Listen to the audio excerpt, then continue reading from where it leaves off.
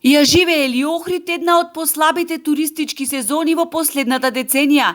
Ова лето практично е копија на изминатите две, кога коронавирусот го сотре туризмот и го втурна во криза далеку подлабока од онаа за време на воениот конфликт во Македонија.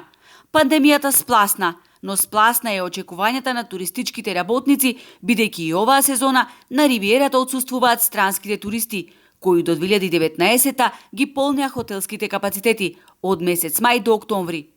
Причините за ваквата слика се од политички карактер, во прв ред затегнатите односи со Бугарија, потоа и од воен карактер, ако се земе предвид војната во Украина, а не е мало влијанието и на економската криза која зафати не само Македонија, опкружувањето, туку и Европа, велат експертите, проценувајќи зошто Охрид од година во година има се послаба туристичка сезона, која се сведува едвај на 15 до 20 дена.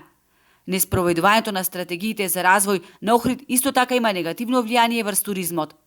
А ние работевме на стратегијата за развој на туризмот, меѓутоа од политички причини најверојатно и поради некои недоразбирања со невладиниот сектор околу уредувањето на просторот, придонесува тоа да се одолжи. И сега стратегијата практично ќе дојде во ситуација да биде неприменлива. И последната стратегија ќе остане мртво слово на хартија, иако главен фокус во истата е уредување на просторот и животната средина, како главен приоритет поради кој странците не посетуваат, вели Мариновски. Меѓутоа, на забелешките дека не треба да се урбанизира, треба да одговориме дека урбанизацијата не подразбира високи градби, туку уреденост на просторот.